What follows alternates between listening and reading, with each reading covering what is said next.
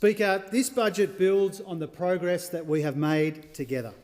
It's a plan to help with the cost of living, with 2 new tax cuts and higher wages, more bulk billing and more help with electricity bills, cheaper medicine and less student debt. Speaker, our economy is turning the corner. Inflation is down, incomes are rising, unemployment is low, interest rates are coming down, debt is down, and growth is picking up momentum.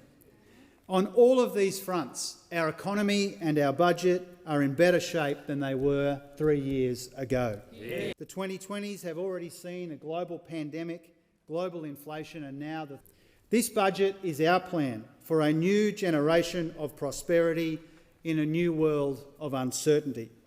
It's a plan to help finish the fight against inflation, rebuild living standards and maximise our national advantages into the future. Storm clouds are gathering in the global economy as well. Trade disruptions are rising. China's growth is slowing. War is still raging in Europe and a ceasefire in the Middle East is breaking down.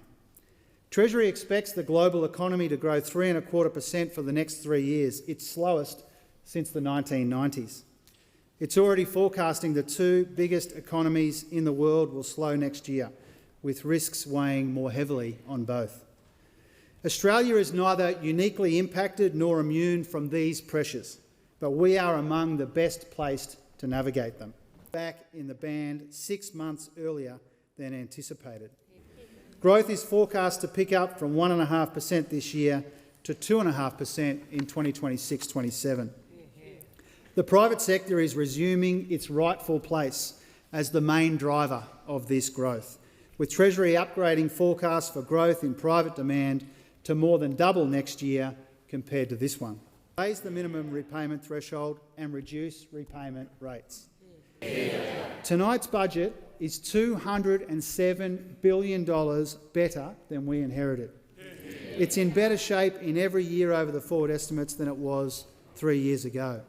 In our first 2 years, we posted the first back-to-back surpluses in nearly 2 decades. Yeah. Our deficit this year has almost halved since we came to office. Next year's deficit is $42 billion, lower than what was forecast at the last election and lower than at the mid-year update. 4,800 fully bulk billing practices around the country, making it easy. The plan at the core of this budget is about more than putting the worst behind us. It's about seizing the best of what's ahead of us, to build a stronger economy together and to build a future that we can all be proud of. And that's why I commend this bill and this budget to the House.